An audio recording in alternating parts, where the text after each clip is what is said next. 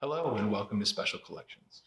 Today I'd like to share with you a particular volume from our collection that shows how William Wordsworth's poetry was being encountered by new authors at a very personal level.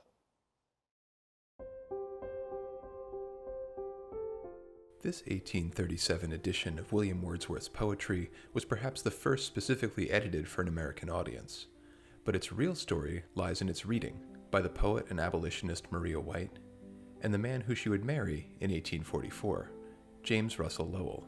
The annotations in the volume reveal the deep impact William Wordsworth's words had on their personal lives, as James Russel Lowell would explain in a note to his daughter Mabel, dated 1854. This dear and now sacred book we read together sitting side by side in the summer of 1840 before our betrothal. It was through this that we learned our love for each other, for the passages that we loved interpreted and interceded between heart and heart. Darling little Mabel, I hope you will one day read it, if not with that fine sense which your rare and noble mother had, yet with feelings quickened and deepened by this sacred association with the volume.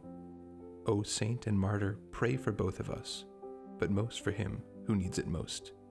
Lowell, in particular, had the habit of turning his books into mementos, and as the couple was separated due to concerns about Maria's health in the winter, and Lowell's own search to find stable, steady employment, other books in the collection contain their correspondence with and through poetry, like this copy of Elizabeth Barrett Browning's The Seraphim, which has 3 poems to Maria from James Russell inscribed on its flyleaves and end papers.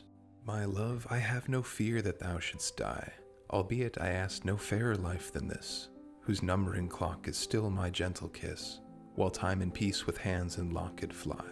Yet care I not where in eternity we live in love, well knowing that there is no backward step for those who know the bliss of faith as their most lofty yearning high.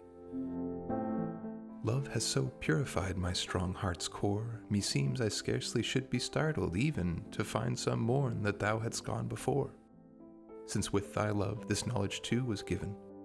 With each calm day doth strengthen more and more, that they who love are but one step from heaven. Most of the signs of reading in this volume are nonverbal, pencil marks next to poems, or in some cases things like these pressed flowers marking individual passages. Most, in fact, appear to be Maria's, starting from the late 1830s.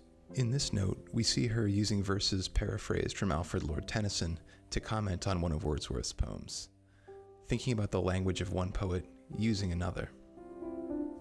Finally, Maria used the blank spaces in this book to record some of what are possibly her own unpublished poems, like this one. But soon 'tis past, the light has died away, with him it came, it was not of the day, and he himself diffused it like the stone, that sheds awhile a luster of its own, making night beautiful. 'Tis past, 'tis gone, but in the darkness as he journeys on, nothing revives him but the blessed day, which now breaks in her ever finest ray, sent from a better world to light him on his way. There is one place that James and Maria overlap in this book, and it's at Wordsworth's Ode to Duty. At the top, we see Maria's inscription, Cohasset Seashore, and 2 dates, in June of 1838 and February of 1839. Below them, we see a 3rd date, Lowell, inscribing his reading of 27th December 1853, 2 months after Maria had passed away from tuberculosis, and 5 months before he would inscribe the flyleaf to his daughter Mabel, who was then 7, and the only one of the couple's 4 children to survive past the 2nd year of their lives. After Maria's death, James Russell Lowell published a small volume of her poetry with this one surviving photograph of her as a commemoration in a very small print run. And in Maria's own poems, we can see some of these issues of struggle and loss. However, I think it's safe to say that she had made the Wordsworth volume her own. His words, his thoughts, his feelings became her own, and it's only fitting that in the end, she chose to inscribe the end of the volume with a selection of Wordsworth's own verse, a part of the excursion which perfectly encapsulates herself as reader, as poet, and as writer. And when the stream which overflowed the soul was passed away, a consciousness remained that it had left deposited upon the silent shore, of memory, images, and precious thoughts that shall not die and cannot be destroyed. Her choice of Wordsworth to finish her book. This is just one of the many stories in the Howe Library and in all of our collections here at UF. And it's a great lesson in seeing how books can at one time be fixed, stable things, and how they're always works in progress. They're always leading us to something else.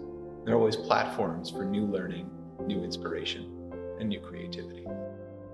Thanks, and happy reading.